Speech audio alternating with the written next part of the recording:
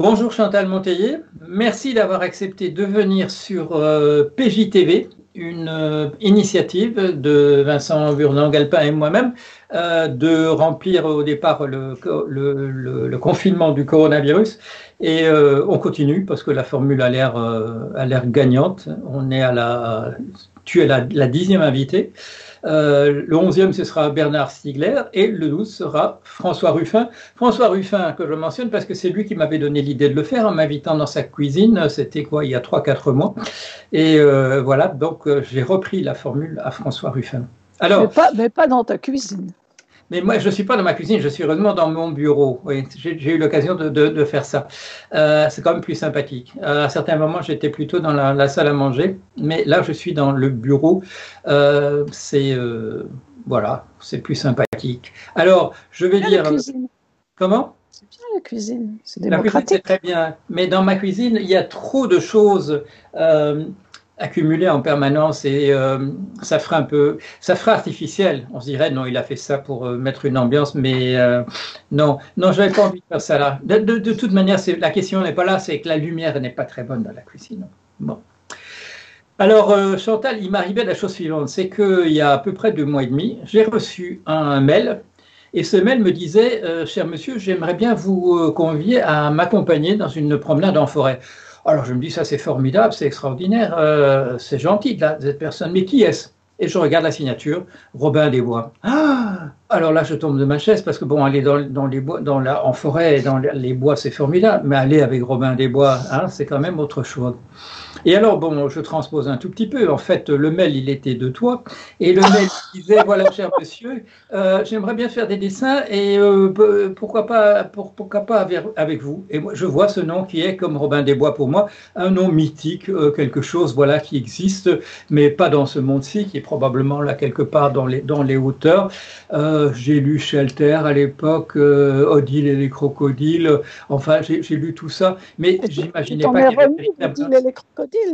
Odile et crocodiles, mais je n'imaginais pas qu'il y avait une vraie personne derrière ça.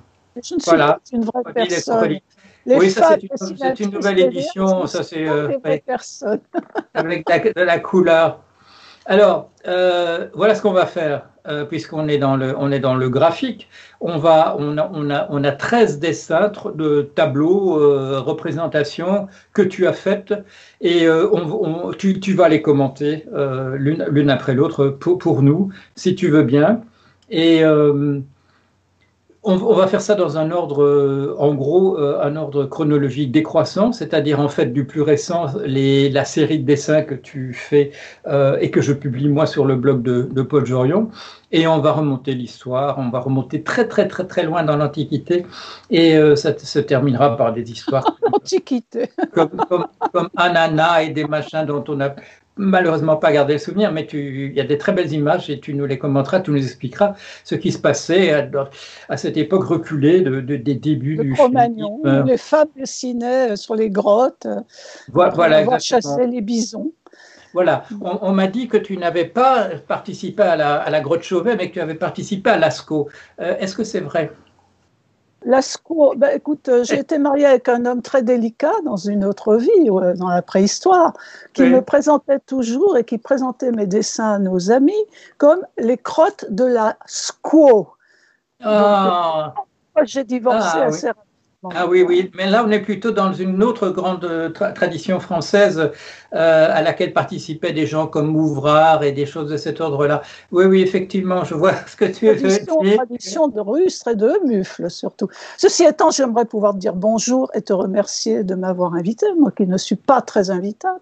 Ah, tu n'es pas très invitable, mais écoute… Par ailleurs, je ne suis pas un Robin des Bois, je suis peut-être un Robin ou une Robine de la langue de bois, étant donné mon passé stalinien, paraît-il. Paraît-il pas? Oui, c'est une légende qui circule. Oui. Je me suis beaucoup améliorée. Mais oui, en effet, les choses que tu fais maintenant montrent qu'en fait, tu t'es complètement dépolitisé. Et, mais nous allons en parler. Nous allons en parler. Bon, alors, on va commencer par… Comment? On se tutoie ou on se vous voit? On va se voyer, tiens, ça va être rigolo. On va faire ça. Mais personne n'y croira. Mais vous voyons-nous, tiens, c'est un peu amusant. Chère Chantal Monteiller, cher Paul Jorion.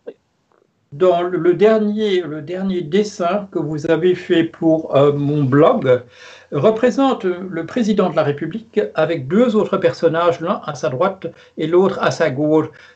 Pourriez-vous nous commenter pour nos chers téléspectateurs ce dessin? J'aimerais un ton un peu moins ironique, comme celui que vous avez employé, cher ami, pour parler, par exemple, à Madame Marina Vladi. Bon, ceci étant Oui, passé oui, oui. outre. Hein? Oui, d'accord. Bon, ben, écoute, on se vous voit, mais alors sur un ton familier. Voilà.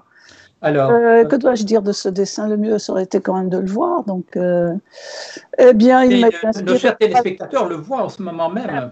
Donc, il m'a été inspiré par l'actualité, puisque l'essentiel de ce que je produis en ce moment est plutôt dans un registre catalogué dessins de presse politique. Donc, l'actualité, eh bien, elle est aussi culturelle, même si la culture est très souvent un peu laissée en arrière par rapport à des choses plus urgentes comme les problèmes économiques, comme les problèmes directement politiques, etc.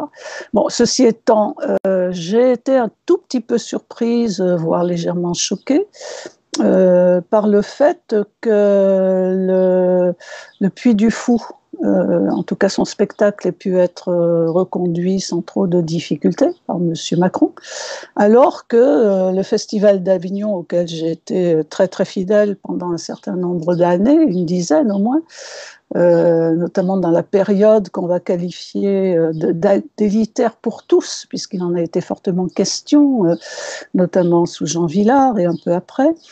Donc que le Festival d'Avignon a été sabré entièrement sans qu'il y ait la moindre discussion, sans que soient envisagées des solutions possibles, un festival peut-être un peu réduit, limité à des spectacles vraiment incontournables. Enfin, il y a toujours des choses à inventer, surtout quand on a autant d'imagination que les gens qui nous gouvernent, quoi. Donc voilà, j'ai rebondi sur cette actualité-là, et j'ai eu raison. Que c'est un dessin que tu as pu constater toi, que vous avez pu constater vous-même qu'il a fait mouche, quoi. Parce que c'est quand même un sport, si ce n'est de combat, c'est un sport quasi olympique, le dessin politique, c'est-à-dire un sport qui a à voir un peu avec le tir à l'arc, quoi. Faut pas rater sa cible, donc le bon dessin au bon moment, avec la bonne couleur, la bonne sensibilité, quoi. Ça demande pas mal de ce que les gens comprennent pas toujours. Ça demande pas mal de travail, de réflexion, aussi un peu de culture politique. Alors évidemment, comme je fais du dessin de presse politique, j'en suis d'ailleurs une des pionnières, voire la pionnière, pourquoi ne pas le dire. Donc mes premiers dessins ont été publiés, oui effectivement, à une époque antédiluvienne, dans les pages d'un journal qui s'intitule toujours, un des rares à avoir survécu, il s'appelle Combat syndicaliste, qui est un organe de la... comment dire, du syndicalisme, tendance un peu anard, quoi, issu de la guerre d'Espagne d'ailleurs. Et c'est un de mes collègues, Aimé Marseillane, je faisais semblant d'être prof, il faisait semblant d'enseigner, moi je faisais semblant d'enseigner le dessin, il faisait semblant d'enseigner le français. On se côtoyait dans la cour de récréation, il voyait mes dessins, j'en faisais sans arrêt, et il m'a proposé de dessiner pour Combat syndicaliste, ce que j'ai accepté volontiers. Et c'est comme ça que j'ai fait mes premières armes en 1974 ou 13 ou 12, je ne sais plus. Enfin, en tout cas, très peu de temps après 68, qui m'avait quand même beaucoup marqué. C'est-à-dire la politique en 68 est rentrée aux Beaux-Arts par la petite porte, elle en est ressortie très vite, mais j'ai quand même eu le temps d'être un peu contaminée. Voilà. À propos de ce dessin qui met en parallèle le Puy du Fou et Avignon, certains des commentateurs, tu as dû voir dans le blog, ont quand même attiré l'attention sur la difficulté pratique qui paraît différente pour ce qu'on peut appeler, qu'on appelle la distanciation sociale, qu'on peut aussi appeler l'éloignement civique, que c'est beaucoup plus facile à faire respecter dans le cadre du Puy du Fou qu'à Avignon. Je n'ai pas fait d'enquête sur le terrain. Mais je suis convaincue. De toute façon, le Festival d'Avignon, c'est pas demain matin. Ça laisse du temps encore pour organiser des choses. je crois, me semble-t-il. Non, ce qui m'a choqué, c'est le fait d'avoir absolument tout éliminé, sans distinction aucune, sans essayer de préserver un certain nombre de spectacles, en respectant au maximum le travail des gens, peut-être en le déplaçant dans le temps. Enfin, il me semble qu'il y avait quand même, oui, du point de vue de la logistique, du point de vue voilà, du terrain, des espaces, la distanciation que je n'appelle pas sociale, parce que je trouve que là, il y a quand même, comment dire, il y aurait à critiquer avec cette appellation-là, quand même. Distanciation sociale, pour moi, ça fait référence à autre chose. Ce serait plutôt une distanciation physique, c'est à se tenir voilà, à distance de l'autre physiquement. Oui, je ne sais pas, on voit des photos de gens dans des avions, dans des bateaux qui sont voilà, proches les uns des autres, voire serrés comme des sardines, avec leurs masques sur ça a l'air les voyages en avion ne sont pas tous annulés pour autant. Donc je pense que là, il y a eu, à mon avis, hein, de quoi je me mêle, je suis qu'une pauvre dessinatrice de presse et de bande dessinée, un peu ostracisée d'ailleurs, passons. Mais il me semble qu'il y a peut-être autre chose à imaginer. Bref, moi, si tu veux, ce dessin, c'est un dessin qui est réaliste dans sa forme, mais pas forcément réaliste dans son contenu. C'est-à-dire, c'est plutôt une façon de marquer un truc, voilà, un choix. On garde le Puy du Fou avec tout ce que ça suppose comme idéologie derrière, quoi. C'est pas neutre non plus, ce truc-là. Pour moi, voilà, peut-être que je vais un peu loin dans mes interprétations, mais pour moi, c'est un peu un petit clin d'œil quand même à une droite un peu extrême, quoi. Tout à fait. Oui. Ça a été mis le contexte dans lequel la presse en a parlé, c'est effectivement un certain type de clin d'œil. Ne pas inviter François Ruffin, mais inviter Bigard, inviter le docteur Raoult, parler. Non, le docteur Raoult, c'est autre chose. Je préfère qu'on n'en parle pas parce que voilà. Mais si tu veux, là, c'est pas neutre. Ça me paraît pas neutre. Et en tout cas, c'est un symbole. Je veux dire, au-delà des problèmes de distanciation physique, etc., des problèmes que ça pose sur le terrain concrètement, il me semble qu'il y a un symbole. Et c'est plutôt de ça que je me suis emparée, quoi. C'est vraiment c'est une toute autre culture. Encore une fois, pour moi, Avignon, c'était mon Avignon à moi, c'est-à-dire celui d'après 68, c'était quand même, il y avait une ambition, oui, quand l'expression élitaire pour tous.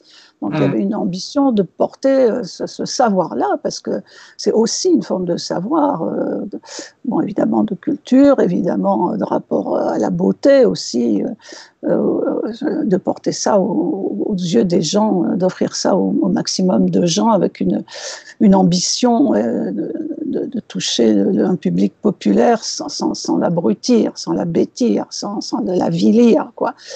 Bon, ce qui n'est pas forcément exactement le cas, je crois, avec les spectacles donnés au Puy du Fou, qui s'adresse un peu aux gueux selon l'idéologie du Puy du Fou, quoi. Voilà. Donc c'était une façon de pointer la chose. C'est beaucoup repris. Voilà, j'ai quelque chose comme, je crois, 300 partages, y compris par des gens de théâtre. Ont l'air, eux, d'apprécier énormément, quoi. Donc, bon, voilà. Très bien. La deuxième chose que nous allons commenter, c'est quelque chose que tu fais aussi pour mon blog. C'est une série qui s'appelle Corona City, d'un peu, je dirais, vraiment fort dans l'esprit de Shelter que tu avais fait autrefois. Il y a voilà, on peut voir une des planches. C'est une des planches de la première livraison. C'est sur la délation. Ah oui, voilà, Shelter. Ouais, ça, c'est Shelter 2. Shelter Market, oui. Et le premier, dans la même série, dystopique, c'est ça, là. C'est Ça, c'est Wonder City. C'est Wonder City. Ah ouais, d'accord. Tout ça ayant été publié dans la belle époque des Humanistes Associés, dans un journal aujourd'hui disparu, mais qui va peut-être renaître, de ses cendres, qui s'appelait Métal-Hurlant. C'est là que je t'ai connu. C'est pas dans On se connaît depuis longtemps. Pas dans la publication syndicaliste, j'aurais pu, mais c'est là que j'ai découvert tes dessins. Alors, Corona City, c'est pour nous dire quoi? C'est pour nous dire que j'avais raison, quoi, que j'avais vu juste. C'est-à-dire que quand j'ai démarré en fait, la bande dessinée, c'était pas vraiment mon truc, d'autant plus que je sors quand même d'une école d'art qui fut la première école des beaux-arts de France, pourquoi ne pas le dire, Saint-Étienne. Elle était avant Paris. J'ai jamais bien compris pourquoi, mais c'était le cas. Et où la bande dessinée était vraiment interdite de séjour, quoi. C'était vraiment un truc pour les enfants et pour les idiots, quoi. Donc, je suis sortie des Beaux-Arts avec un mépris absolu pour la bande dessinée, même si mon regard sur ce médium a un peu changé justement en 68. Grâce notamment au détournement que faisaient des bandes dessinées commerciales, des gens comme Guy Debord, les situationnistes, peut-être les Provost que tu as fréquenté à une époque, je crois. Ouais. Il m'a fait voir ce moyen d'expression comme porteur de beaucoup de possibilités, finalement. C'est pas réductible à Bécassine, ma cousine, ni à Pif le chien, ni aux histoires de cow-boys et d'indiens, enfin, dans lesquelles on a tendance à vouloir la maintenir, la confiner, parce que je pense que c'est un peu une potion magique là, qui rapporte énormément aux éditeurs. Donc la bande dessinée, donc je faisais du dessin politique, étant quand même la première, ça a été remarqué. En plus, des dessins assez vigoureux, on va dire, dans la presse plutôt critique, syndicale, politique. Et donc, la bande dessinée m'a remarqué et est venue me chercher pour un journal de bande dessinée féminin, le premier du genre. C'était une époque, dans les années 70, où l'imagination était encore un peu au pouvoir, où le vent du féminisme soufflait encore un peu fort, pas trop, mais déjà, ça avait déjà fait bouger les lignes. Et donc, j'entre dans ce journal de bande dessinée féminin, dirigé par des hommes d'ailleurs, et je propose ce sur quoi je travaillais en fait, c'est-à-dire plutôt le social, et notamment, ça fleurissait beaucoup à l'époque, les bavures policières. Bon, Anana tombe très vite sous les coups de la censure, au 9e numéro, je crois. Il est retiré manu militari des kiosques pour une pornographie qu'il n'a jamais contenue. Par contre, la pornographie allait bon train dans des journaux de garçons, quoi, avec des gens comme Manara, Le Déclic et compagnie. Mais non, c'est nous qui avons été censurés. Donc, Anana meurt du fait d'être devenue invisible, dans une indifférence absolue. Où étaient les féministes, je ne sais pas. Où étaient les partis de gauche susceptibles de s'indigner de cette censure, je ne sais pas. Où était la liberté d'expression, je ne sais pas. Toujours est-il à partir du moment où un journal n'est plus visible en kiosque, il meurt. Donc j'ai été récupérée, entre guillemets, par Métal, qui était le frère aîné d'Anana. Et là, j'ai eu envie de faire autre chose que mes histoires de bavures policières. Et je suis partie, sans trop savoir pourquoi ni comment d'ailleurs, sur le thème de la dystopie. Donc j'ai proposé des dystopies, peut-être inspirées par ce qui était en train de se passer, c'est-à-dire le début là je te parle de 81, 83, plutôt 84 par là.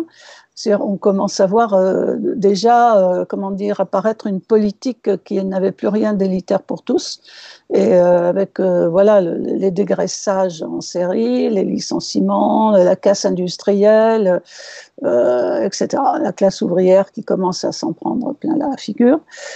Et j'anticipe à partir de cette situation que moi je trouve plus que regrettable, surtout que je viens d'une ville ouvrière, Saint-Étienne, où la classe ouvrière était très très représentée, très puissante, et donc j'anticipe sur cette réalité-là, en me déplaçant dans le temps, de pas très longtemps, puisqu'on était dans les début 80, Et mes premières dystopies, la toute première, qui s'appelle 1996, voilà, n'a finalement qu'une quinzaine d'années de plus dans le temps.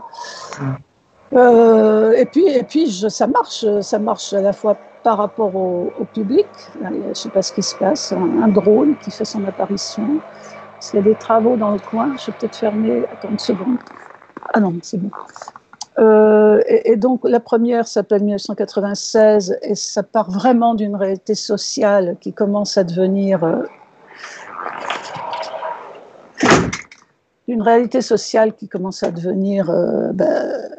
peu inquiétante, quoi, au minimum. Et 96, et puis ensuite Shelter Market, là qui s'inspire quoi de mon expérience des supermarchés. J'habitais à l'époque près de Choisy-le-Roi. J'allais faire des courses dans ce qui est toujours le plus grand supermarché d'Europe, qui s'appelle toujours Belle Épine. Et ça m'a inspiré une fiction. C'est un huis clos dans un supermarché. Les gens confinés dans un supermarché, c'est-à-dire qu'ils ont tout sous la main. Ils ont de quoi s'alimenter pour des années. Il y a des salles de bain, il y a des toilettes, il y a un cinéma. Ils ont tout. Le bonheur. C'est davantage une galerie commerciale qu'un supermarché. C'est des galeries commerciales. C'est une ville dans la ville, Belle Épine. Oui. Voir une fois pour le croire.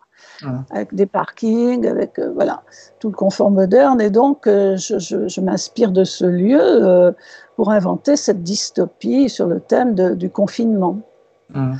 Donc, Shelter, ça s'appelait Shelter, point. Ensuite, j'ai repris cette histoire pour la retravailler, un revival qui s'appelle maintenant Shelter Market.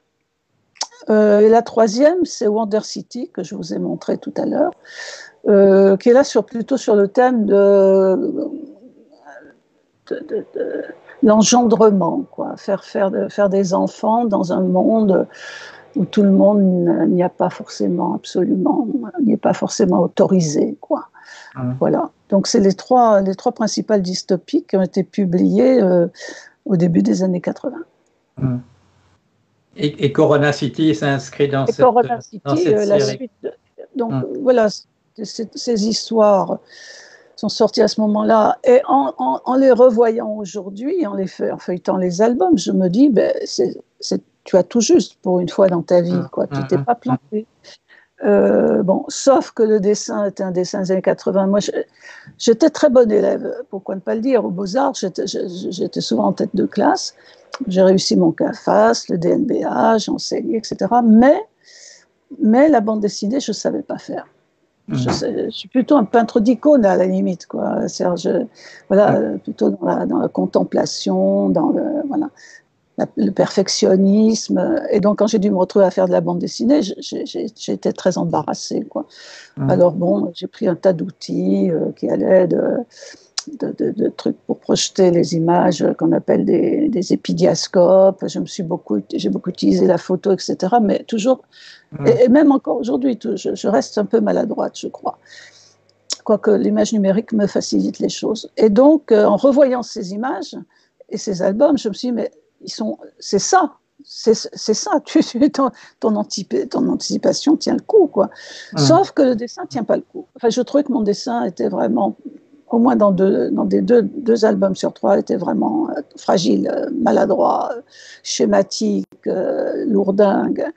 Et donc, j'ai eu envie, oui, c'est mon avis et je le partage, j'ai eu envie de redonner leur chance à ces 3 albums parce que je trouve que le contenu coïncide avec ce dont on est, en développant des scénarios qui étaient parfois très, très elliptiques, et puis surtout en essayant d'améliorer la qualité esthétique. Donc Shelter, par exemple, Shelter Market a une 30aine de pages de plus. Personne n'avait rien compris à la fin, même pas moi-même. Donc j'ai retravaillé la fin, j'ai retravaillé des dialogues, etc. Voilà, et ce que je fais pour toi, c'est le même principe, c'est-à-dire c'est donner une deuxième chance artistique, graphique à ces histoires, les ramener sous les yeux des gens et surtout les les contextualiser, c'est-à-dire amener à ces histoires ce que le contexte aujourd'hui peut leur apporter. Voilà ma démarche, quoi. Et c'est surtout un plaisir de l'œil pour moi, tout ça.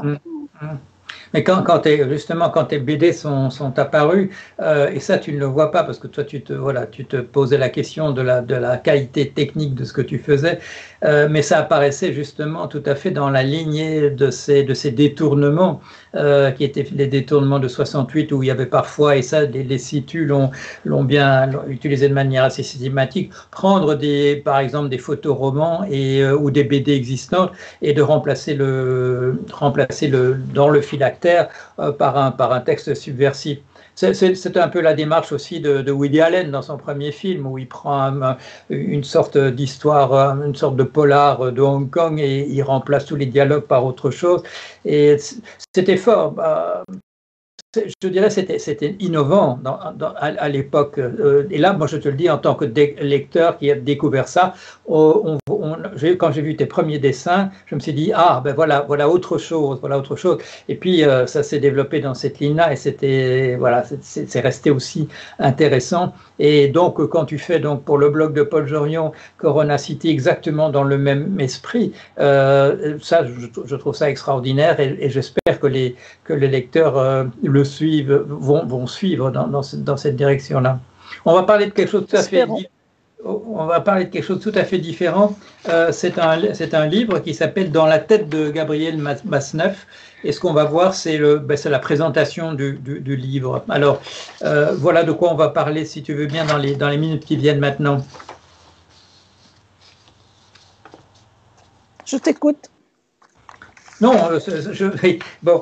Gabriel, qu'est-ce que tu as voulu dire sur Gabriel Masneff? On a tous une opinion. Alors, tu m'écoutes, je vais quand même dire ma propre opinion. J'entends beaucoup dire qu'à l'époque, c'était une question d'époque et qu'à cette époque-là, moi j'étais en vie à cette époque-là, et qu'on était très très tolérant de ce genre de pratique, que les gens maintenant, les jeunes ne comprennent plus, que voilà l'atmosphère. Et j'ai le sentiment que toi tu dis exactement de la même manière que moi. Non, c'était déjà inadmissible à l'époque. Et c'est probablement un réseau de complicité qui rendait ce genre de choses possibles. Absolument. Je ne sais pas, le fascisme, c'est une question d'époque. Les jeux du cirque, c'est une question d'époque. Non, c'est une question de civilisation, c'est une question de culture. Donc, non, c'est trop facile d'accuser l'époque. Je trouve ça extrêmement malhonnête, extrêmement lâche. Alors, sinon, pourquoi avoir fait ce bouquin? Écoute, je ne sais pas trop, en fait, si ce n'est que j'ai eu la curiosité de lire le roman, enfin pas le roman d'ailleurs, le récit, écrit par Vanessa Springora, Le Consentement. Oui.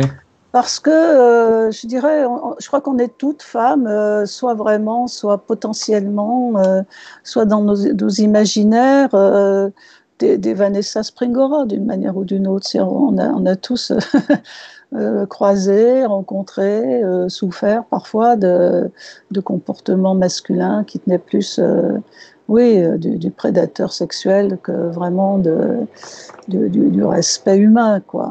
Ça arrive, ça. Enfin, moi, ça m'est arrivé un certain nombre de fois. Surtout les femmes artistes n'ont pas toujours droit au respect humain minimal, hein, surtout dans la bande dessinée. Ils ne sont pas habitués encore, même aujourd'hui, à apparaître des talents féminins. Donc, bref. Donc j'ai eu à souffrir. Alors, je n'ai pas rencontré de pédophiles, mais vraiment des sales types, quoi. Et donc, ça m'interpellait, ce bouquin, que j'ai lu, alors vraiment la nuit, d'une seule traite, c'est très rare, il faut toujours au moins m'y reprendre 2-3 fois pour finir un livre, et que j'ai trouvé absolument bouleversant de vérité, de justesse, la bonne distance, jamais larmoyant, un regard assez analytique, pas froid, mais la bonne distance, etc. Et ça m'a parlé, quoi. Et j'ai eu, donc je l'ai terminé vers 2h du matin, et j'ai rallumé, je ne suis pas arrivée à m'endormir, et j'ai rallumé, et je me suis mise à écrire cette histoire. C'est quoi un Gabriel Maznev? Qu'est-ce qu'il y a dans la tête d'un mec comme ça pour qu'il fonctionne de cette manière quand même assez inhumaine, quoi. Par ailleurs, j'avais lu un petit peu quelques-uns de ses bouquins. Je ne suis jamais allée très loin parce que, bon, mais par exemple, les carnets arabes ou le carnet arabe, où il est dans une ville, je ne sais plus, marocaine, il me semble, en compagnie d'un autre personnage tout aussi recommandable. Et il est dans une posture à la Genet, très pro-palestinien, etc., etc. Bon, il pourrait presque avoir l'air sympathique, en tout cas à mes yeux. Et puis tout d'un coup, il nous parle de la rue arabe, et il nous en parle dans les termes suivants. Cette rue arabe tellement giboyeuse. Voilà le mot qu'il emploie. Pour moi, c'est fasciste. Pour moi, c'est fasciste. Donc, bref, tout ça pour dire que lire le livre de Vanessa, je ne sais plus son nom, m'a stimulée pour écrire, pour oser aussi écrire, quoique Odile et Crocodile et ce genre de récits, je touchais à tout ça aussi, ces choses brûlantes, mais sur un mode très fictionnel, quoi. Et là, voilà, donc je suis rentrée dans ce travail d'écriture nocturne où j'ai passé quelques heures, et le lendemain, à la lumière du jour, j'ai lu ce que j'avais écrit à la lumière de la chandelle, et j'ai eu une agréable surprise. Et donc je l'ai posté sur Facebook, ce petit texte qui devait faire une page et demie. Il a été lu par quelqu'un qui est éditeur, les Cahiers de l'Égaré en l'occurrence, et banco, il m'a dit écoutez, votre texte me plaît. Bon, évidemment, le sujet était un peu dans toutes les têtes, on en parlait beaucoup à ce moment-là. Et puis c'est une histoire aussi qui a une dimension qui nous interpelle tous, quoi. C'est-à-dire quand même Saint-Germain, pour beaucoup, c'est un lieu de culture. C'est un quartier qui rassemble beaucoup d'éditeurs, l'édition Gallimard. C'était le quartier d'une grande librairie historique qui est devenu un magasin Vuitton et un Yellow Corner. Donc c'est un quartier qui est un quartier. Tu veux dire le Minotaure, c'est ça que tu veux dire? Non, la Une. La Une, oui, d'accord. Ouais. Voilà, etc. Donc la culture recule, dans ce quartier, la culture recule au profit des sacs Vuitton, c'est peut-être de la culture aussi d'ailleurs, et puis des Yellow Corners, c'est-à-dire des magasins où on vend des posters de stars américaines. Bon. Alors moi, de temps en temps, je traverse ce quartier pour aller au CNL, déposer des dossiers. Pour avoir un peu d'argent pour produire des bandes dessinées encore aujourd'hui, je m'en sens l'énergie. J'ai rarement eu, dans la dernière période tout au moins, des aides à la création. Ah bon, j'ai passé l'âge, je ne sais pas. Et pendant ce temps-là, un Gabriel Maznev est pensionné à raison de plus de 800 € par mois. Waouh, là je l'avais mauvaise. Donc tout ça m'a donné envie de faire, quoi, d'y aller. Et puis une phrase aussi dans le livre de Vanessa Springora, pardon, c'est-à-dire à un moment, elle parle avec lui, elle l'interroge pour savoir si lui-même n'aurait pas subi dans sa jeunesse. Voilà, et très brièvement, il dit oui, en effet, j'avais 13 ans, c'est arrivé. Voilà. Parce que je pense quand même que, comme disait Simone de Beauvoir, on ne naît pas femme, on le devient. Enfin, je suis moyennement d'accord d'ailleurs. Mais je pense qu'on ne naît pas, pédocriminel. Je ne le pense pas. Je veux pas le croire qu'on soit pédocriminel de naissance. Je crois qu'on ne naît pas pédocriminel, qu'on le devient. Et comment le devient-on? Voilà. Bon, donc il y a cet aspect. Et puis l'autre aspect, le lynchage, quoi. Ce lynchage qui est presque aussi répugnant que les actes eux-mêmes. C'est-à-dire tout un milieu qui tout à coup, voilà. Donc, bon, bref, point de suspension, point d'exclamation. Enfin, je me suis sentie concernée, interpellée, etc.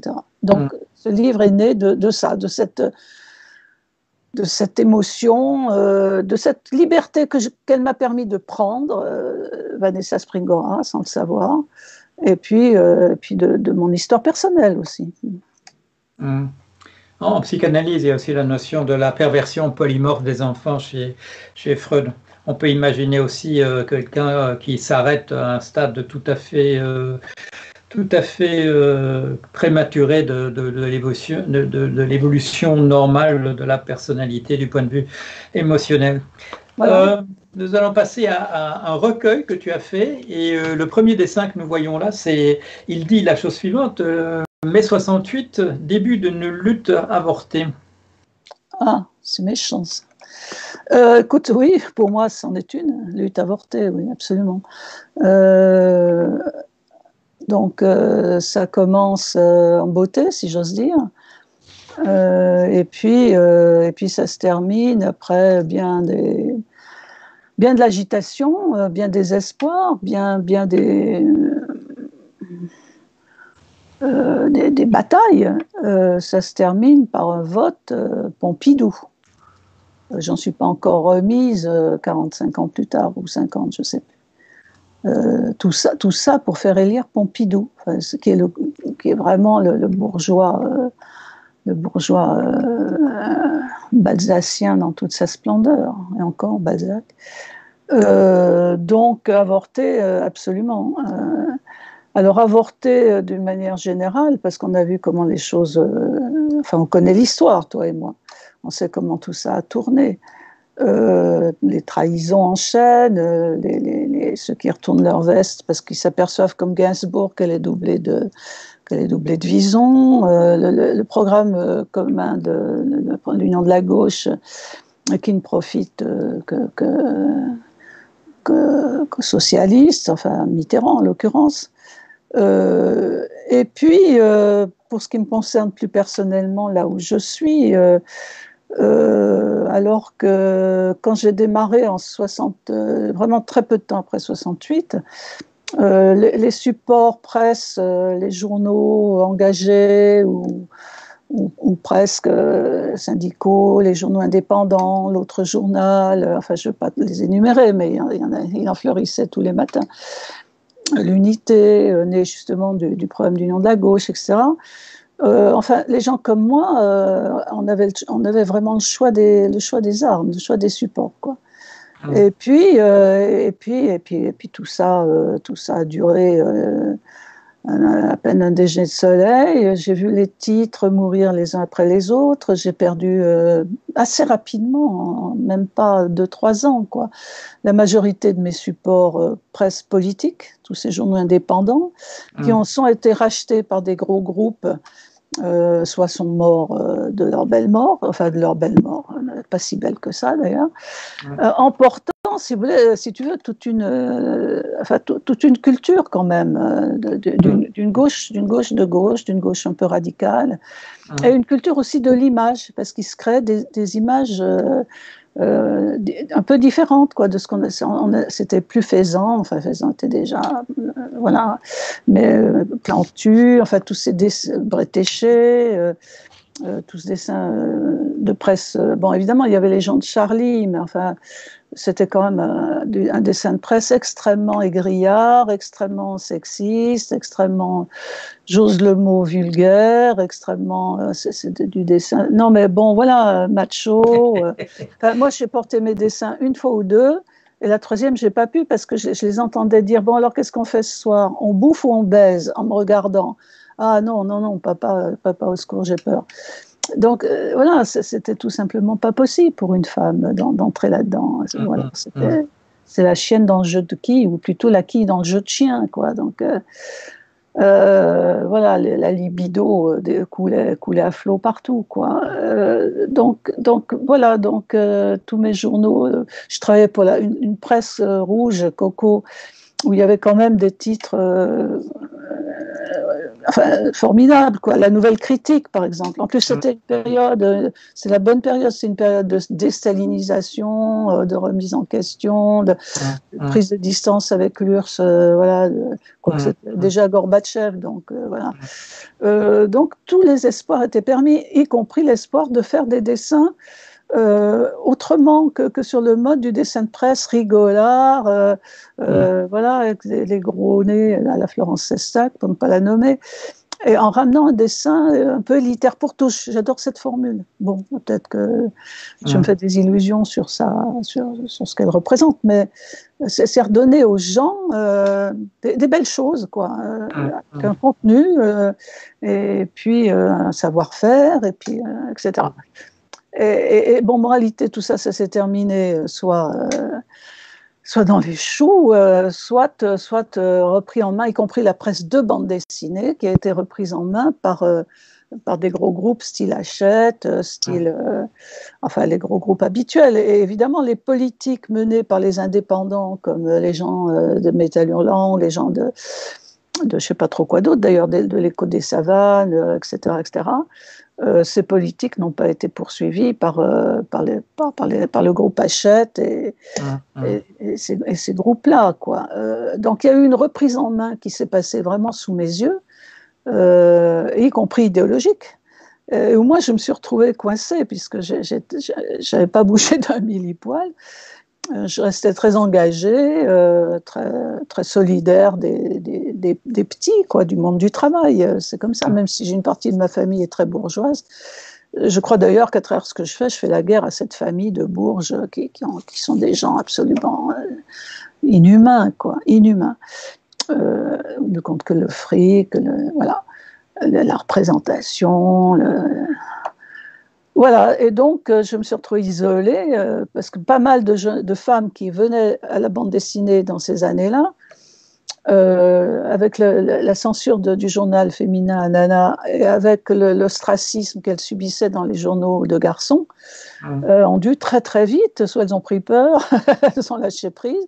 Beaucoup sont retournées de là où elles venaient, c'est-à-dire la presse pour enfants, Bayard Presse, etc., comme Nicole Clavelou, qui est une immense dessinatrice, qui est plutôt ignorée quand elle n'est pas carrément maltraitée.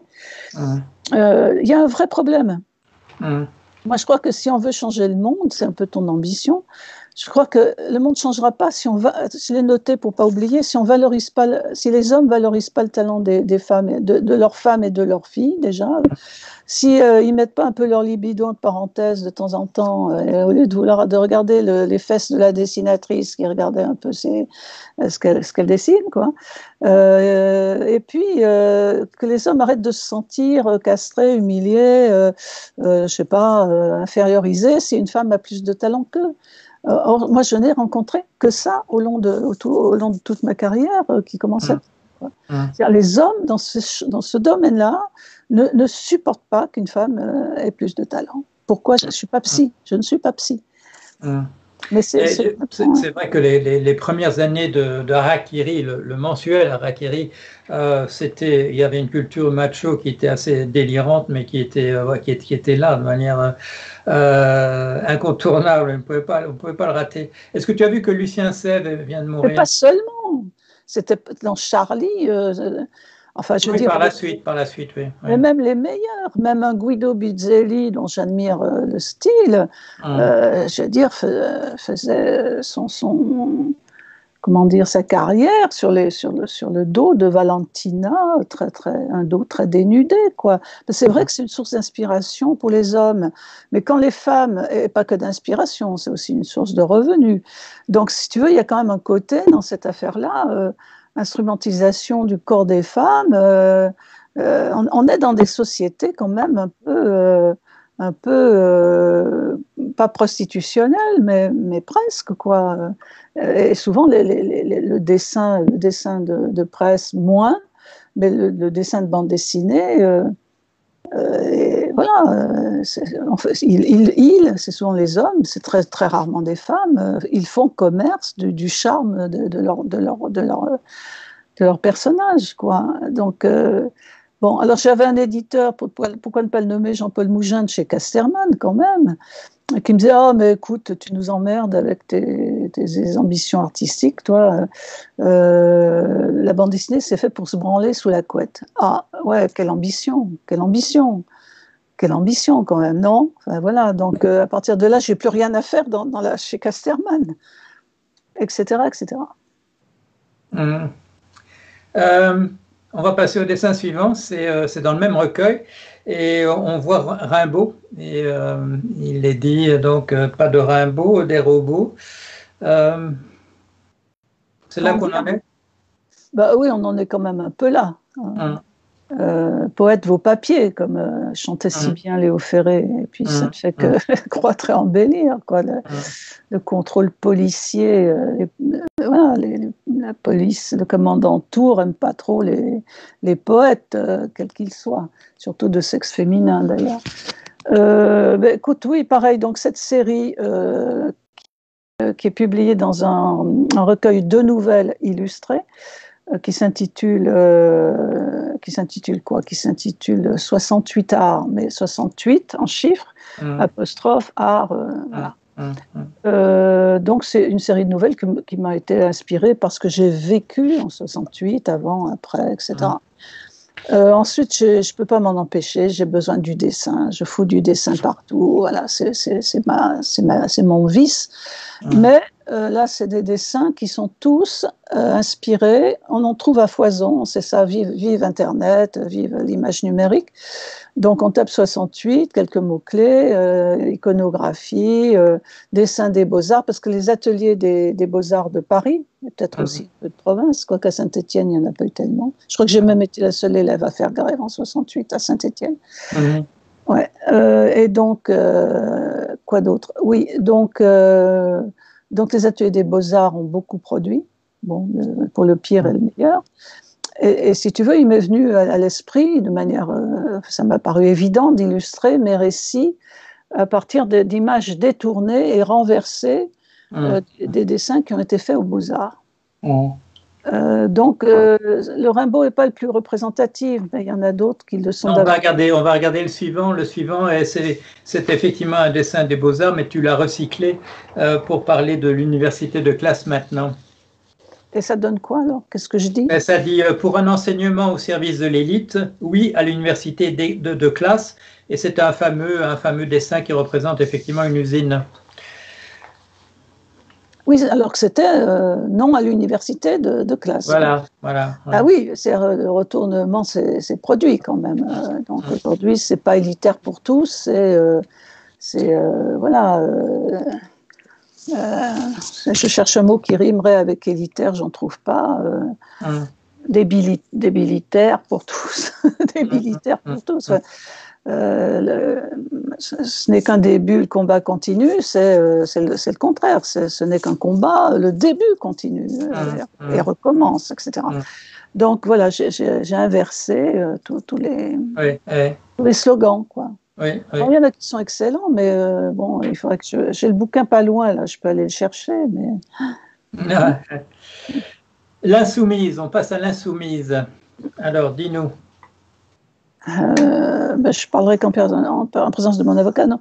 L'insoumise, c'est une grande déception quand même, parce que, bon, j'ai fait la connaissance d'un homme qui était mon voisin quand j'habitais Paris, dans le 20e arrondissement, et qui était un monsieur qui était le monsieur cinéma de l'UNESCO. Ça existe, l'UNESCO? Oui. Oui, ça existe. Voilà, il s'appelait, il est mort il n'y a pas très longtemps, Jean-Michel Arnold.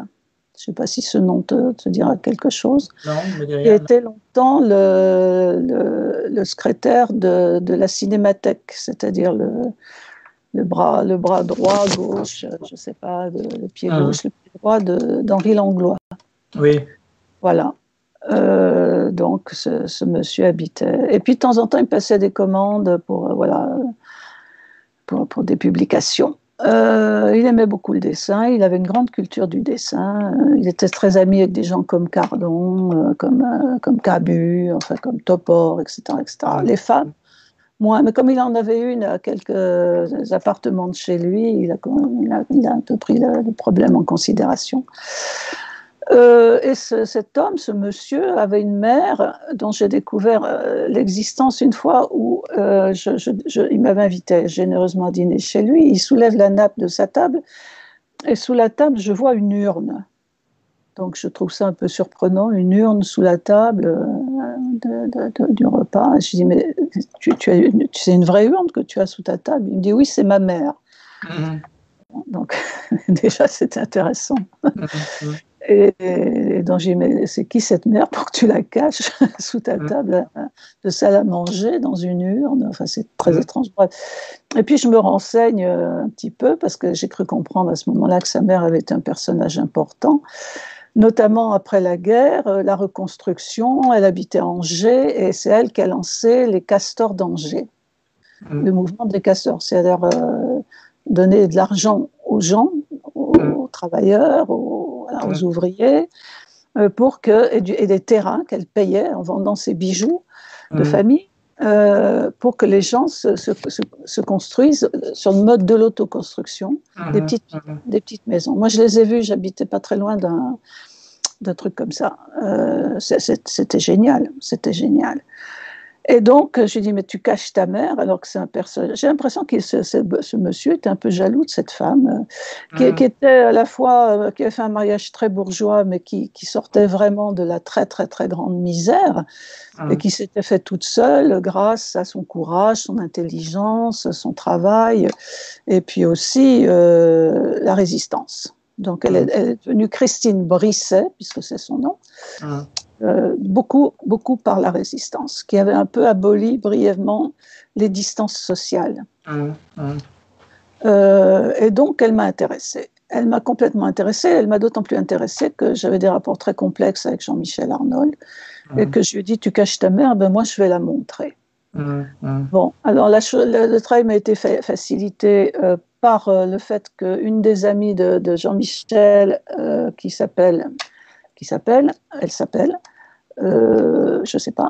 sais plus, avait fait un film sur elle, sur Christine, l'affinement vraiment au dernier moment de sa vie. Et elle était passionnante. Marie-Josée Jaubert, je vois. Marie-Josée Jaubert. Et Christine a donc une petite place minuscule à Angers, un petit square de rien du tout, alors qu'elle a reconstruit tous les quartiers populaires d'Angers en vendant ses bagues, ses bijoux, ses machins.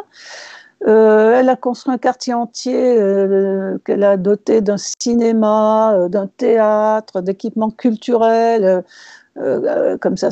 Alors qu'Angers était une ville qui était sous les ruines, quoi, puisque c'est une ville qui a été vraiment, surtout les quartiers populaires, comme par hasard, ont été anéantis, quoi. Donc la situation des gens était apocalyptique, quoi. Les bébés se faisaient bouffer par les rats dans leur berceau, etc. Et sans doute parce qu'elle avait cette fibre populaire et cette colère en elle, elle a soulevé des montagnes. Claudius Petit, qui était le ministre de la Reconstruction de l'époque, l'avait doté de manière assez conséquente pour faire ce travail de reconstruction. Le fric lui a été immédiatement confisqué par les nouveaux barons du gaullisme. Donc, elle est passée vraiment, elle a vendu ses affaires personnelles pour acheter des pelles, des pioches et un terrain pour lancer l'autoconstruction. Donc, voilà qui est l'insoumise. Et ce livre a mal été reçu, a mal été traité, a mal été diffusé, a mal été aimé. Enfin, pour moi, ça reste une chose un peu scandaleuse et douloureuse parce que je crois que c'est un personnage de femme vraiment admirable, quoi. Voilà. On passe à la reconstitution. Il va falloir que tu en coupes des bouts, là, parce que je suis non, moi je suis passionné par ce que tu dis et les gens aussi. Et moi, tu sais, j'ai des enfants. Mes enfants considèrent que je n'en dirai jamais assez sur comment c'était, ce qui s'est passé, comment ça s'est fait. Il y a un intérêt. C'est pas simplement l'intérêt de notre génération pour notre génération. Il y a de la demande. Il y a de la demande. Elle vient de non seulement de mes enfants, mais elle commence à venir aussi de mes petites filles. Voilà. Ben écoute, tu me les prêteras parce qu'autour de moi, il n'y a pas tout à fait. Ah, ben très bien. J'ai une petite fille qui fait du théâtre et qui commence, bien sûr, parce que mes petites filles n'ont pas un âge respectable, mais qui commence à faire ça. Et voilà, oui, je te mettrai en contact avec mes petites filles, avec Enora et Allegra, dont les parents sont tous les deux des artistes. Son père est metteur en scène et sa mère est romancière. Voilà. Et la grand-mère est romancière aussi. Voilà, je te parlerai de tous ces gens-là. J'en parle à l'occasion sur mon blog. Mais maintenant, on passe à la reconstitution. Bon, je vais essayer de faire short. Non, ne fais pas short. porte, au contraire. Au contraire. Oui, bah, écoute, si on arrive à 1h30, si on approche des 80 tu garderas le là, je meilleur. te dirais, on abrégera, mais on n'y est pas encore. On n'y est pas encore. Il nous reste 32 minutes. Voilà. Alors, la reconstitution. Comme on l'indique, il y a un côté un peu, en général, une reconstitution, c'est quand il y a eu crime, quoi, hein, en langage policier. Or, je dirais que oui, pour moi, il y a eu crime. C'est-à-dire, pour moi, celle qui te parle aujourd'hui est une ressuscitée. C'est-à-dire, vraiment, j'ai subi ce qu'une bête n'aurait pas subi, en termes d'humiliation, de brutalité, de violence, d'injustice, etc. Et j'ai pas voulu me taire. Donc, voilà. Par ailleurs, je voulais pas non plus faire dans le gémissement, et je voulais saisir l'occasion. Enfin, ce qui m'a poussé à faire ce livre, qui est un gros bouquin avec beaucoup d'images et un récit, c'est aussi le désir de dire, moi, quelle est mon histoire à moi. Parce qu'il s'est raconté absolument tout et n'importe quoi. C'est dingue, les fantasmes, souvent d'ailleurs les plus crasseux, quoi, qu'on projette sur quelqu'un, voilà, qui ne sort pas nécessairement de la cuisse de la femme à Jupiter, qui vient de, on ne sait pas trop d'où, qui s'est fait elle-même. Comme disait ma psy, vous avez dû vous projeter, ça n'a pas que des inconvénients. Bah, parfois, je me le demande, quoi. Une chose est sûre, c'est que quand j'ai jeté par-dessus les moulins mon tablier de professeur d'art plastique, je n'étais pas toute seule. L'époque, là pour le coup, ça vaut le coup. Oui, on peut parler d'époque. C'est-à-dire qu'il y avait une espèce de petite rébellion dans l'air. On ne voulait pas reproduire le système. On ne voulait pas, recommencer à malnoter les enfants des prolos et des pauvres, et à surnoter les gosses de riches, etc. Il y avait quand même une ligne de critique sociale et de refus de répéter toujours les mêmes scénarios, quoi. Donc voilà de quoi je pars. Et après, je me lance dans l'édition, un peu par Marseillane, la presse politique.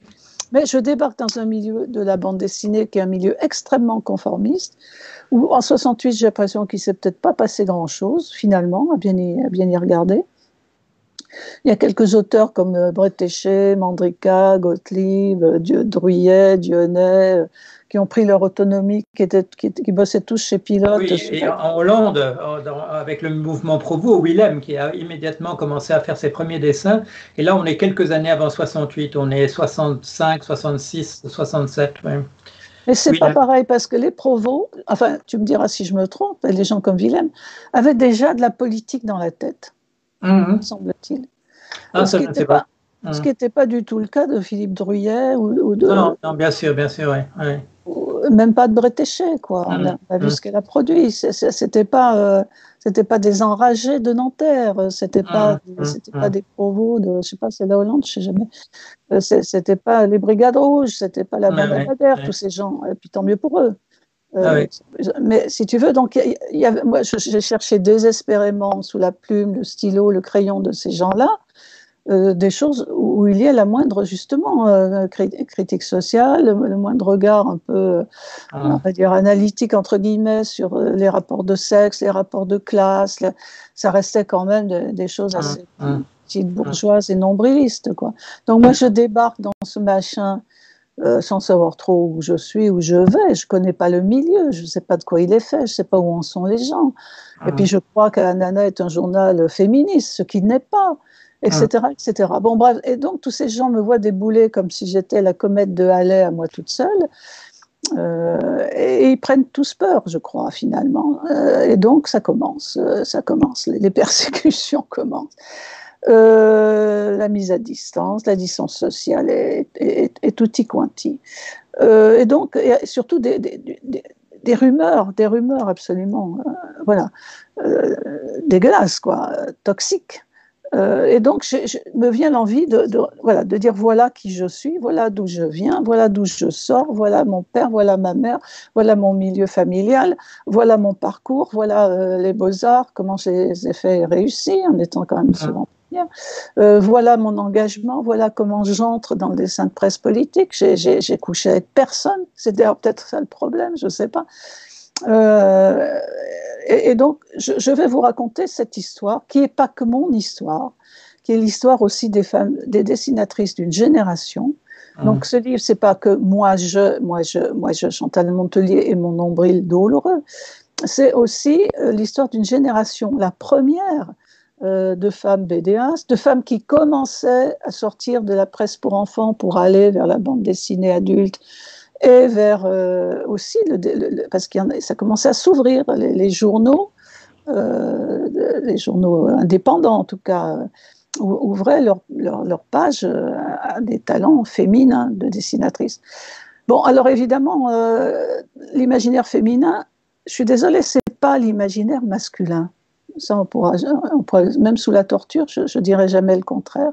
Quand Nicole Clave, on n'a pas le même corps, on n'est pas sexué pareil, donc on n'a pas le même imaginaire. C'est pas possible, on n'est pas à la même place dans la société. On n'a pas été sur les champs de bataille, on était toujours à l'arrière, à part Jeanne d'Arc, exception historique quasi unique. On ne faisait pas le même boulot. La résistance, les femmes s'y sont engagées, mais pas à la même place. Je ne vois pas pourquoi on aurait le même imaginaire. Est-ce que pour autant notre imaginaire est disqualifié d'avance? Si oui, ça veut dire que l'humanité n'a pas d'avenir, parce que comme dit Aragon, la femme est l'avenir de l'homme. Donc si l'humanité marche sur une seule jambe et n'a qu'un imaginaire et qu'un œil pour voir le monde, ça veut dire que l'humanité est borgne. Elle va se prendre des coups dans la gueule de l'endroit où il manquera l'œil gauche ou l'œil droit, on va dire le gauche. Donc voilà, c'est de ça que j'essaie de parler dans la reconstitution et de reconstruire aussi pour les lecteurs, pour les gens, le parcours de ces femmes-là qui sont toutes des pionnières des années 70, qui commençaient à émerger, qui commençaient à représenter le monde tel qu'elles le voyaient, y compris leur propre corps, leur propre désir, leur propre rapport à l'autre, à l'homme. Voilà, c'est pas rien d'avoir un corps qui saigne tous les mois pendant une semaine. On fait comme si ça n'existe pas, mais enfin, c'est comme disait le colonel Kadhafi. Je plaisante en citant, les femmes sont des handicapés physiques. Moi, je l'ai vécu comme ça.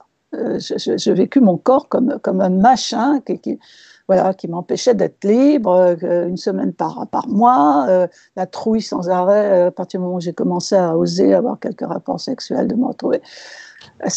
Voilà. Donc les femmes dessinatrices d'Anana touchaient à ça, représentaient ça. Scandale. Donc on nous tue. Donc, tu t'en vas, tu as bien raison, parce que ça va devenir de plus en plus insupportable. Donc, c'est le vent se lève en t'entendant parler. Ouais. Voilà, il a raison, le vent de se lever. Il m'a compris ce qu'il faut, se lever. Donc, c'est de ça que je parle. Ouais. Donc, voilà, ma biographie, et puis la biographie. Et puis les œuvres. Les œuvres, qu'est-ce qui s'est produit? Il s'est beaucoup produit de choses. Et les femmes, à ce moment-là, de cette histoire-là, étaient très attentives. Leur regard s'était élargi. Elles parlaient de la société, elles parlaient des rapports de force, elles parlaient des rapports de domination, elles parlaient de... Aujourd'hui, j'ai vu, il y a eu un moment où on était toutes à nouveau sous le tapis, avec notre imaginaire. Elles sont pour beaucoup retournées à la bande dessinée pour enfants. Il y a eu un grand silence, et quand on a à nouveau republié des femmes, tout avait été effacé, et à nouveau, c'était ma mère et moi, mon chat et moi, mon nombril et moi, l'intime. La BD girly, etc. Les blogueuses qui dessinent avec leurs pieds. Et notre histoire à nous a été absolument effacée. Michel Perrault l'avait bien noté, ça. Je ne sais pas si tu connais Michel Perrault, si tu ne la connais pas, mais il faut la connaître. C'est une historienne absolument géniale qui s'est beaucoup intéressée à la question des femmes dans l'histoire, à leur part, à leur place, à l'art aussi féminin. Voilà, il y a un travail d'effacement de la création féminine, mais qui est permanent et d'une efficacité stupéfiante. Et les femmes y contribuent. Surtout dans le domaine de l'image. Bon, si on n'est pas, je suis pas la tribune pour haranguer les foules, donc on va arrêter là. Mais c'est pour ramener cette histoire, pour ramener mon histoire et ramener l'histoire d'une génération de femmes qui ont toutes pris la tangente. Je veux dire, une des plus grandes, Nicole Claveloux, pionnière également, qui sort de la même école que moi en plus. Les deux survivantes, Bretéché est morte, il en reste deux, moi et Nicole, qui sortons toutes des Beaux-Arts de Saint-Étienne. Donc on va voir qui c'est qui va gagner. Elle vit à Moëlan-sur-Mer, derrière son rideau, elle a baissé le rideau de fer, à part la chasse au bigorneau, elle ne fait plus grand-chose. Tellement elle a été écœurée, quoi. Voilà. Je vais quand même dire une chose, et je ne sais pas du tout pour mettre entre parenthèses ce que tu as dit sur les rapports entre les hommes et les femmes. On est au courant, ou bien si on n'est pas au courant, on devrait être au courant, mais il y a une dimension supplémentaire qui est mélangée chez toi à autre chose, et c'est une chose que nous avons en commun, c'est qu'il y a la dimension aussi des gens qui dérangent par le ton qu'ils adoptent, et ils n'en sont pas toujours conscients, et il y a des choses qui sont insupportables pour ceux qui ne remettront jamais en question le cadre. Et là, dans ton histoire, les deux sont mélangés. Parce que je te l'ai dit tout à l'heure, à propos de Shelter, on n'avait jamais rien vu de ce type-là, on n'avait jamais vu ça. Et donc là, tu es une femme, il y a le rapport entre les hommes et les femmes, mais il y a aussi la personnalité que tu es et le franc-parler que tu as d'ailleurs toujours et qui s'exprime dans ce que tu fais très gentiment pour le blog de Paul Jorion. Alors là, oui, tout à l'heure, disait il fallait peut-être qu'on avance un peu. Alors on va avancer un peu. Attends, j'ai pas plus de franc. Attends, s'il te plaît. Vas-y. J'ai pas plus de franc-parler que Ruffin, par exemple, ou que Mélenchon, et on leur reproche pas leur franc-parler. Ruffin, tu reproches pas à Ruffin de s'exprimer de manière assez directe, parfois un peu agressive, et sans beaucoup de. Non, mais je parlais des carrières. Je parlais des carrières. Il y a des carrières qui sont très, très, très difficiles, même quand on est un homme et que tout au départ se présente très bien. C'est le mot qui met la puce à l'oreille tout de suite. C'est quand on dit à un enfant de 6 ans qu'il est insolent et puis qu'à 7 ans, 8 ans, 9 ans, qu'on lui répète qu'il est insolent jusqu'au bout. C'est ça, c'est l'insolence. C'est l'insolence qui est insupportable. Et on peut être extrêmement contestataire sans être insolent, tu le sais sans doute. Est-ce que je suis insolente avec toi? En plus, oui. Donc la preuve est faite. On passe à l'image suivante. Les damnés de Nanterre. C'est quoi les damnés de Nanterre? Je n'ose plus rien dire là. Les morts de Cléo Stirner. Je n'ose plus rien dire. Je n'ose plus rien dire. Tu n'oses plus rien dire? Alors on passe à l'image suivante. Anana. Anana, l'inceste, on a deux images. Anana, l'inceste, et Anana, le sexe et les petites filles. J'ai déjà un peu raconté l'histoire d'Anana, donc voilà. Donc, ces deux images sont de toi? C'est toi qui les as faites? Non, pas du tout. J'ai pratiquement fait aucune couverture. Ah, tu n'as pas fait de couverture. Donc, de qui sont ces couvertures? Écoute, je l'ignore quasi totalement, si ce n'est qu'il y avait souvent une dessinatrice qui s'appelait, j'espère qu'elle s'appelle encore, Lise Bilge, qui était préposée aux couvertures. Voilà. Mais je veux quand même dire un tout petit mot sur, je suis vraiment insolente en effet, sur les damnés de Nanterre. C'est de ça que tu parles? Donc ça, c'est une commande d'un éditeur qui s'appelle De Noël, qui m'a commandé une histoire sur l'affaire Ray-Maupin, Florence Ray et Audrey Maupin. Je ne vais peut-être pas raconter qui sont ces deux jeunes qui sont tombés un peu dans un piège de jeunes étudiants qui ont pris un peu le maquis urbain et qui sont passés à l'acte, qui ont attaqué une préfourrière pour voler les manurins des policiers afin de faire enfin, ce qu'a fait Stigler, par exemple, pour ne pas le nommer. Des braquages, quoi. Ça a très mal tourné. Ça s'est terminé par une fusillade place de la Nation où il y a eu des morts, y compris chez les policiers.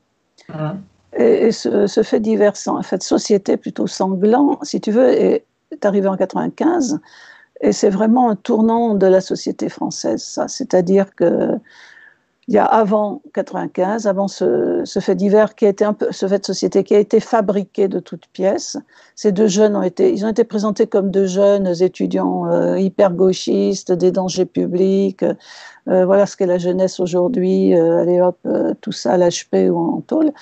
Or, ils n'étaient pas deux, ils étaient trois, et le troisième personnage était un sous-marin des RG qui les a poussés sur cette action. Et mon éditeur m'a commandé de faire une espèce de contre-enquête en bande dessinée sur le rôle tenu par ce troisième larron. Voilà.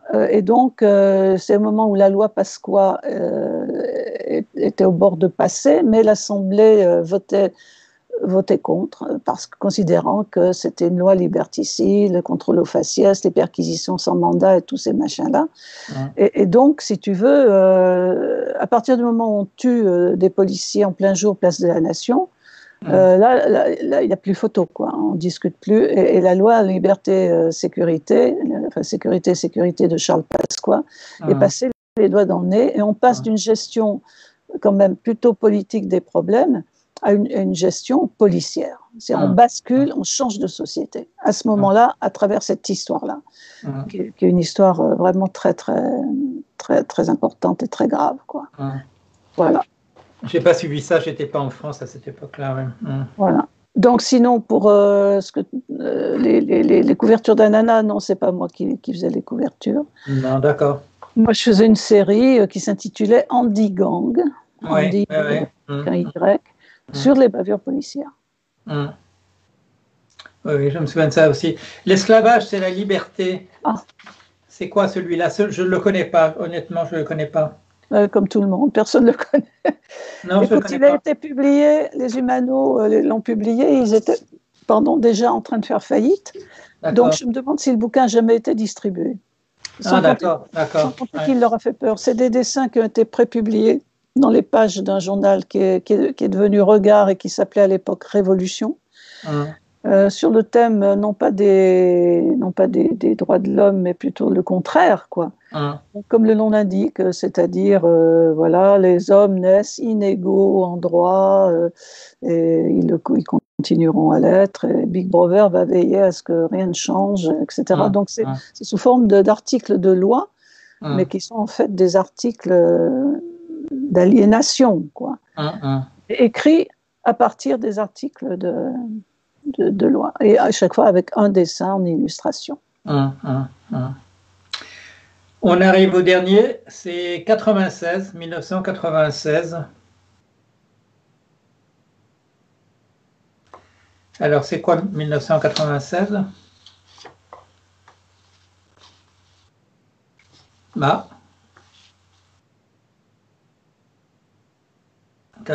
Mais on a un problème technique, moi je ne vois plus.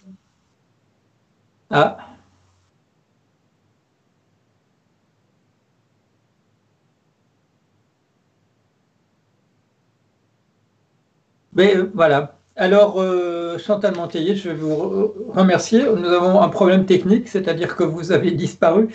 Et donc, j'ai demandé ce que c'était que 1996, votre livre, mais la communication s'est coupée. Alors, je vous remercie, ou je te remercie, bien entendu, d'avoir participé à l'émission.